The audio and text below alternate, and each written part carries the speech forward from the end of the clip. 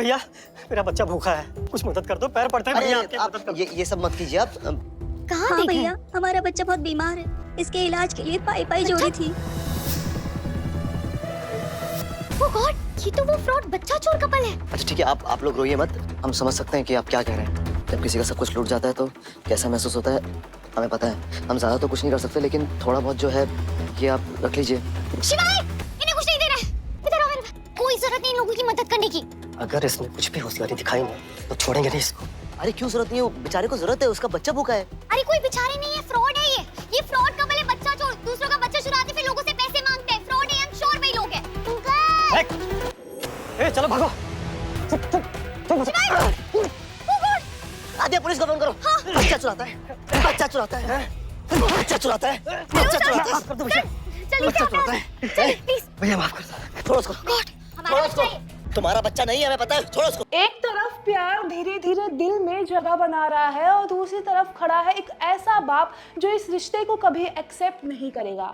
आराध्या और शिवाय की ग्रोइंग क्लोजनेस अब बलदेव की नजरों से बच नहीं पा रही है और इस एपिसोड में जो हुआ उसने आने वाले ट्रैक को और भी ज्यादा एक्सप्लोसिव बना दिया। जी हाँ, दो दुनिया एक जान के एपिसोड की शुरुआत होती है पल्लवी और बलदेव से, जहाँ पल्लवी चाहती है कि बलदेव फार्म हाउस शिफ्ट होकर नए घर में आए और पूजा करे, लेकिन बलदेव का एटीट्यूड वहीं स्ट्रिक्ट और डोमिनेटिंग नजर आता है। इधर शिवाय की दुनिया बिल्कुल अलग चल रही है। आराध्या उसके घर आती है और शिवाय की माँ के साथ किचन में हेल्प करने की कोशिश करती है, लेकिन ये क्यूट मूवमेंट तब बन जाता है जब आराध्या को वेजिटेबल कट करना भी प्रॉपर्ली नहीं आता। शिवाय की माँ उससे प्यार से समझाती है और वही एक इमोशनल बॉन्डिंग स्टार्ट होती है।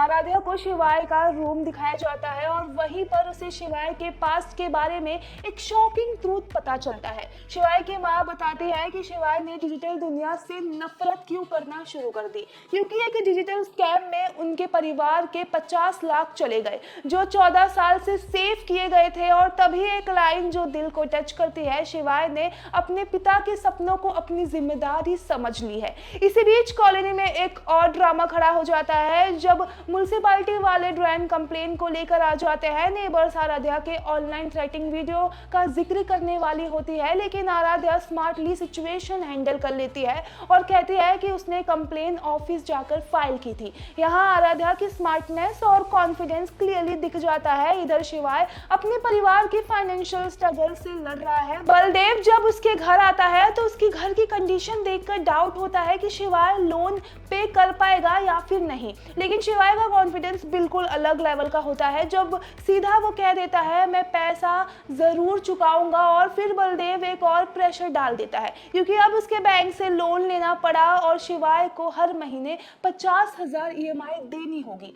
लेकिन सबसे बड़ा ट्विस्ट तब आता है जब बलदेव को शक हो जाता है कि आराध्या उससे झूठ बोल रही है। आराध्या फोन पर कहती है कि वो कॉलेज में है, लेकिन बलदेव तुरंत उसे पकड़ लेता है और कहता है कि उसका कॉलेज आगरा में है, कनौजी में नहीं। और जब आराध्या पीछे मुड़कर देखती है तो बलदेव उसके सामने खड़ा होता है। ये मूवमेंट पूरे एपिसोड का मोस्ट शॉकिंग मूवमेंट बन जाता है। इधर हम आगे देखेंगे कि स्टोरी और भी ज्यादा इंटरेस्टिंग हो जाती है क्योंकि बलदेव आराध्या को शिवाय से दूर रहने की वार्निंग देता है, लेकिन आराध्या और शिवाय फिर भी आगरा की स्ट्रीट्स पर बाइक राइड करते हुए एक क्यूट मूवमेंट शेयर करते नजर आते हैं। अब सवाल ये है कि क्या आराध्या अपने फादर बलदेव के खिलाफ जाकर शिवाय का साथ देगी या फिर बलदेव का स्ट्रिक्ट कंट्रोल इस रिश्ते को शुरू होने से पहले ही खत्म कर देगा, क्योंकि एक तरफ है प्यार और दूसरी तरफ है ईगो और पावर का क्लैश। और जब ये दोनों टकराएंगे तब कहानी और भी ज्यादा डेंजरस होने वाली है। आपकी क्या राय है ये पूरे अपडेट को लेके हमें कमेंट सेक्शन में जरूर बताइए। सीरियल से जुड़ी सारी अपडेट के लिए हमारे साथ बने रहिए बॉलीवुड स्टेशन पर।